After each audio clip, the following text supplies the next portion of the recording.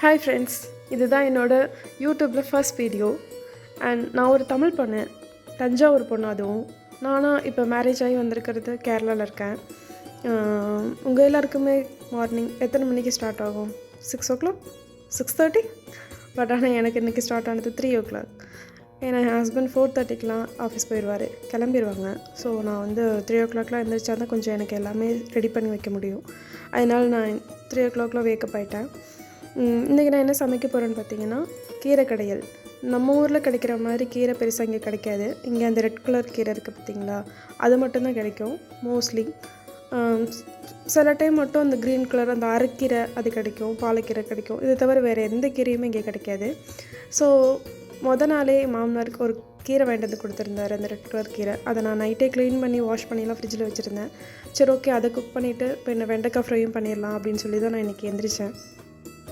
இவ்வளோ மார்னிங்கில் செஞ்சுட்டு இனி எந்திரிக்கிறதுக்கு தான் நமக்கு ரொம்ப கஷ்டம். ஃபஸ்ட் ஆஃப் ஆல் எந்திரிச்சிட்டோம், நம்ம அந்த பெட்டை விட்டு வெளியில் வந்துட்டோன்னா நம்மளோட வேலையை நம்ம கரெக்டாக அப்படியே பம்பர் மட்டும் சுற்றி நம்ம எல்லா வேலையும் பர்ஃபெக்டாக பார்த்துருவோம். நானும் அதே மாதிரி தான். எந்திரிக்க ஒரு 2-3 நிமிஷம் கொஞ்சம் லேட் ஆகும். பட் ஆனால் கரெக்டாக நான் எந்திரிச்சு வெளில வந்துட்டேன்னா எனக்கு ஒரு 1 hourல எல்லா குக்கிங் வேலையும் முடிஞ்சிடும். நான் ஃபஸ்ட்டே பருப்பு போட்டு, பருப்பில் சின்ன வெங்காயம், பூண்டு, பச்சை மிளகா இதெல்லாம் போட்டு குக்கரில் வேக வச்சுட்டேன். சைடில் வெண்டைக்காவும் நான் முதல் நாளே கட் பண்ணி ஃப்ரிட்ஜில் வச்சுருந்தனால அதையும் எடுத்து அந்த ஒரு வலுவழுப்பு தன்மை போகிறதுக்காக ஃப்ரை பண்ணுறதுக்கு அடுப்பில் வச்சுட்டேன். அண்ட் எக் பாய்லர் வீட்டில் இருக்கிறனால எக்கு வேக வைக்கிறதுக்கு வேண்டி நான் அது எக் பாய்லர்லேயும் யூஸ் பண்ணுறேன்.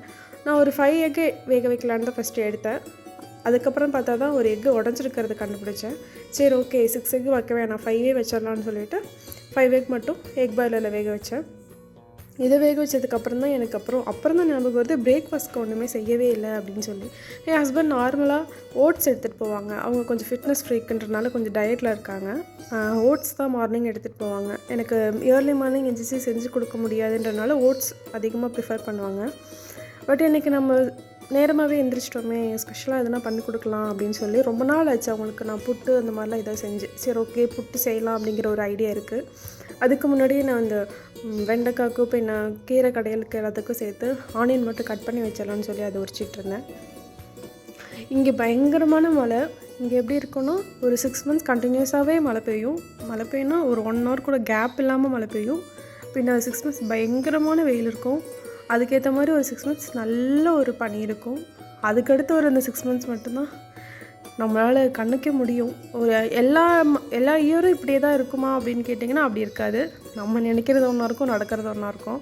கேரளா பொறுத்த வரைக்கும் எல்லாருமே என்ன கேட்பாங்க, ரொம்ப கூலிங்கான இடம், நல்லா இருக்குல்ல அப்படின்னு கேட்பாங்க.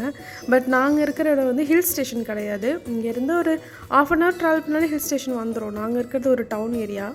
அதனால் எங்களுக்கு பெருசாக ரொம்ப கூலிங்காலாம் இருக்காது. மழை வர அந்த 6 months சூப்பராக இருக்கும். அந்த பனி வர 6 months சூப்பராக இருக்கும். அந்த வெயில் வர 6 months இருக்குது பார்த்தீங்களா, ஓ தாங்கவே முடியாதுங்க. கேரளாவில் தானே இருக்க, ஏன் இவ்வளோ வெயில் சொல்கிற அப்படின்பாங்க. கேரளாலேயும் வெயில் அடிக்கும், நம்ம ஊர் மாதிரியே அப்படின்ற மாதிரி தான் இருக்கும் இங்கேயும். அதெல்லாம் வந்து இங்கே நான் பழகிறதுக்கு எனக்கு கொஞ்சம் நாள் எடுத்துச்சு. சரி, ஓகே, இப்போ பேக் டு ஃபார்ம். நமக்கு புட்டு செஞ்சிடலாமா? இப்போ புட்டுக்கு நான் ஹஸ்பண்ட்க்கு மட்டும்தான் செய்கிறேன். அதனால் கொஞ்சமாக ஒரு 1/2 cup அளவுக்கு மாவு எடுத்துகிட்டு கொஞ்சமாக உப்பு போட்டுட்டு மிக்ஸ் பண்ணிக்கணும். ஃபஸ்ட்டு மிக்ஸ் பண்ணிவிட்டு அதுக்கப்புறம் தான் நம்ம தண்ணி ஆட் பண்ணணும். தண்ணி ஆட் பண்ணிட்டு உப்பு போட்டிங்கன்னா அது ஒழுங்காக மிக்ஸ் ஆகாது. இதை ஃபஸ்ட்டு நல்லா மிக்ஸ் பண்ணிவிட்டு அடுத்து நம்ம தண்ணி கொஞ்சம் கொஞ்சமாக ஆட் பண்ணணும். கொஞ்சம் தெளிச்சிட்டு அதை நல்லா பிசையணும். இந்த நம்ம இங்கே கேரளாவில் கிடைக்கிற புட்டு பொடிக்கு என்ன டிஃப்ரென்ஸ் பார்த்தீங்கன்னா, நம்ம தண்ணி ஊற்றுறதை பொறுத்து மாவு வந்து இன்னும் அதிகமாக பொழுமை கிடைக்கும். இந்த மாவு அதிகமாக கிடைக்கும்னு சொல்லுவாங்கள்ல, அந்த மாதிரி நம்ம கொஞ்சம் கொஞ்சமாக தண்ணி ஊற்றி அதை பிசைய அது மாவு அதிகமாகிட்டே இருக்கும். நீங்கள் பார்த்துருப்பீங்க, நான் ஃபஸ்ட்டு மாவு போடும்போது ரொம்ப கம்மியாக தான் இருந்திருக்கும். இது தண்ணி ஊற்றி தெளிக்க தண்ணி தெளித்து நம்ம பிசைய எவ்வளோ தூரத்துக்கு மாவு நம்மளுக்கு அதிகமாகுதுன்னு பாருங்கள். அதனால தான் நம்ம இங்கே கேரளாவில் வாங்குகிற புட்டுப்பொடி எல்லாமே நம்ம ஒரு 1 glass வர ஒரு குட்டி அப்படின்னா அந்த புட்டு குத்தி சொல்லுவாங்கள்ல, புட்டோட பாத்திரத்தை தான் இங்கே ஒரு குட்டின்னு சொல்லுவாங்க. அதில் நம்ம ஒரு குட்டி வர்ற அளவுக்கு நம்ம புட்டு வைக்கணும்னு நம்ம எக்ஸ்பெக்ட் பண்ணோம்னா, ஆனால் நம்ம 1/2 அளவுக்கு தான் மாவு எடுக்கணும். அப்போ இதுவே வந்து டபுள் த அமௌண்ட்டில் நமக்கு மாவு கிடைக்கும். இது நல்லா நம்ம தண்ணி ஊற்றி நல்லா பிசைஞ்சு கொஞ்சம் நேரம் ஒரு 2 to 3 minutes வெயிட் பண்ண வச்சோம்னா அது இன்னும் நல்லா ட்ரை ஆகும் மறுபடியும். அப்போ நம்ம எடுத்து மறுபடியும் புட்டு வைக்கும் போது இன்னொரு தடவை நம்ம லைட்டாக தண்ணி தெளித்து பிசைஞ்சிட்டு வச்சோம்னா நமக்கு பர்ஃபெக்டாக புட்டு கிடச்சிரும். நான் இடையில இந்த வெண்டைக்காயோட அந்த வழுவழுப்பு தன்மை போகிறதுக்காக அதை ஃப்ரை பண்ணிக்கிட்டே இருக்கேன். ஃபஸ்ட்டு நார்மலாக கடாயில் போட்டு ஃப்ரை பண்ணி எடுத்துகிட்டு அப்புறம் நம்ம வெண்டைக்காய் ஃப்ரை பண்ணோம்னா இந்த கொழப்பு தன்மைலாம் இல்லாமல் ஓரளவுக்கு ட்ரையாக கிடைக்கும். கொலன்னுலாம் இருந்தால் என் ஹஸ்பண்ட் சாப்பிட மாட்டாங்க. பொதுவாகவே அவங்களுக்கு வெஜிடபிள் ரொம்ப கஷ்டம் சாப்பிட்றது. இனி அவங்களுக்காகவே நான் கொஞ்சம் கொஞ்சம் பார்த்து தான் எல்லாத்தையும் பண்ணுவேன். இது ரொம்ப அந்த வழுவழுப்பு தன்மைலாம் போனதுக்கப்புறம் இது ஒரு பாத்திரத்தில் மாற்றிட்டு கையோட டக்குன்னு நம்ம அந்த கடாயும் அந்த நம்ம யூஸ் பண்ணுற கரண்டையும் கழுவிடணும். இல்லைனா அதில் இருக்க அந்த பிசுபிசுப்பு தன்மை அதுக்கப்புறம் ரொம்ப நேரம் ட்ரை பண்ணி நம்ம கழுவுற மாதிரி ஆயிரும். அந்த சூடாக நம்ம கழுவி எடுத்துட்டோம்னா இன்னும் ஃப்ரெஷ்ஷாகவே இருக்கும். நமக்கு டக்குன்னு வேலை முடிஞ்ச மாதிரி ஆயிரும். அண்ட் இது இப்போ பார்க்குறதுக்கு உங்களுக்கு டிஃப்ரெண்ட்டாக இருக்கும்.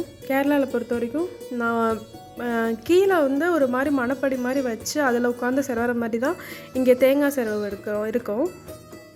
ஆனால் நான் வந்து ஒரு 2 இயர்ஸ் வரைக்குமே அதை தான் யூஸ் பண்ணிகிட்டு இருந்தேன். நான் ப்ரெக்னென்ட் ஆன அதுக்கப்புறம் என்னால் அப்படி உட்காந்து அதை யூஸ் பண்ண முடியலன்னு சொல்லவும் எங்கள் மாமனார் இப்படி எனக்கு செட் பண்ணி கொடுத்தாரு, நின்றுக்கிட்டே செலவர மாதிரி.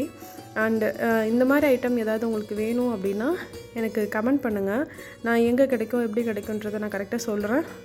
அண்ட் அந்த தேங்காயும் கொஞ்சமாக செரவை எடுத்து வச்சுட்டு இனி புட்டுக்கு நம்ம வச்சு ரெடி பண்ணிடலாம். ஃபஸ்ட்டு கீழே வந்து தேங்காய் போடணும். தேங்காய் போட்டுட்டு ஒரு பாதி அளவுக்கு புட்டு மாவு போடணும். மறுபடியும் தேங்காய் போடணும். அதுக்கப்புறம் கொஞ்சம் புட்டு மாவு போடணும். அதுக்கப்புறம் கொஞ்சம் தேங்காய் போட்டு நம்ம க்ளோஸ் பண்ணி அடுப்பில் வச்சிட்டோம்னா ஒரு 7 to 10 மினிட்ஸில் புட்டு ரெடி ஆயிரும்.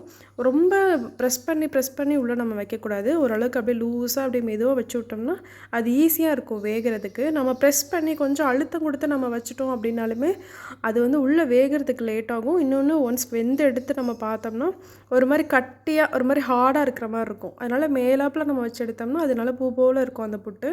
அப்படி யூஸ் பண்ணிக்கலாம். பாருங்கள், மீன்வேல் நம்மளுக்கு இந்த வெண்டைக்காய் ரெடி ஆயிடுச்சு. அதை நம்ம ஒரு பிளேட்டில் மாற்றிட்டு அதை நான் வாஷ் பண்ணி எடுத்துட்டேன். பருப்பு வெந்ததுக்கப்புறம் அந்த மூடியை மட்டும் ரிலீஸ் பண்ணிவிட்டு கீரை போடுறேன்.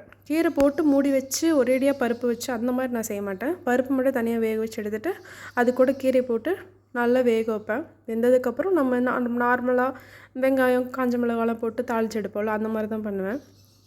இந்த முட்டையும் ரெடி ஆயிடுச்சு. இனி இதை எடுத்து கொஞ்சம் நேரம் ஒரு 2 மினிட்ஸ் தண்ணியில் போட்டு வச்சுட்டு நம்ம ஓட பீல் பண்ணோம்னாலே கரெக்டாக வந்துடும். நம்ம நார்மலாக ஸ்டவ்வில் முட்டை வச்சு வேக வச்சோம்னா நம்மளுக்கு ஒரு 10 மினிட்ஸ் ஆச்சு அதை வச்சு வேக வைக்கணும். பட் இந்த எக் பாய்லர் எனக்கு ரொம்ப யூஸ்ஃபுல்லாக இருக்குது.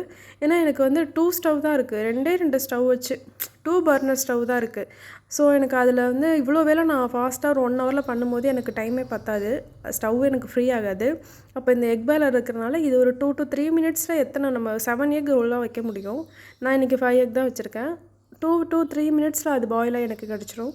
நான் அதை பீல் பண்ணி எடுக்கிறதுக்கு எனக்கு கரெக்டாக இருக்கும். இப்போ நான் பண்ணிகிட்ருக்கிறது பருப்புக்கு வந்து வதக்கி தாளித்து எடுத்துகிட்ருக்கேன். அது தாளித்து எடுத்து மாற்றிட்டு இப்போ வெண்டைக்காய்க்கு மாற்றிட்டுருக்கேன். பருப்புக்கு நான் என்னென்ன போட்டு தாளிப்பேன்னா இங்கே மோஸ்ட்லி நாங்கள் கோகோனட் ஆயில் தான் யூஸ் பண்ணுவோம்.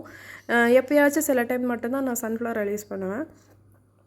கோகோனட் ஆயில் 2 டேபிள் ஸ்பூன் ஊற்றிட்டு கடுகு, ஜீரகம், பெரிய வெங்காயம் போட்டு வதக்கிட்டு 2 3 காஞ்ச மிளகாய் போட்டு வதக்கிட்டு கருவேப்பிலலாம் என்கிட்ட இல்லை, வெளியில் பின்னாடி போய் பறிக்கணும். இப்போ வந்து இருட்டாக இருக்கனால எனக்கு வெளில போக பயம். இங்கே கொஞ்சம் பாம்பு தொல்லை அதிகம்.